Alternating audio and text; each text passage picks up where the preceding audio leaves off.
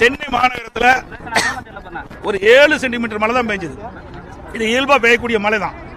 அதனால ஒரு 5-6 மணி நேரத்தில் அந்த தண்ணி தானா வடிஞ்சிடும். ஆனா இந்த ஊடகத்திலையும் பத்திரிகைகளையும் ஒரு மிகப்பெரிய பில்டப்பை ஏற்படுத்தி இந்த ஸ்டாலினுடைய அரசாங்கம், முதலமைச்சர் ஸ்டாலினும் அவருடைய சகாக்களும் ஏதோ விரைவாக செயல்பட்ட காரணத்தினால சென்னை மாநகரத்தில் இருக்கிற சாலையில் இருக்கின்ற நீரெல்லாம் வடிந்ததா ஒரு பொய்யான தோற்றத்தை உருவாக்கிட்டு இருக்கிறாங்க.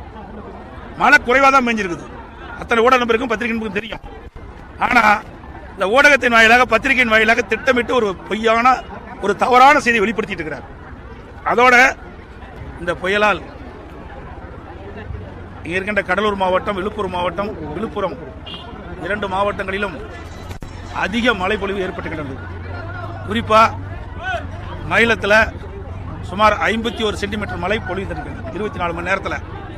கடலூர்லையும் அதிக மழை பொழிந்திருக்கின்றது. இதனால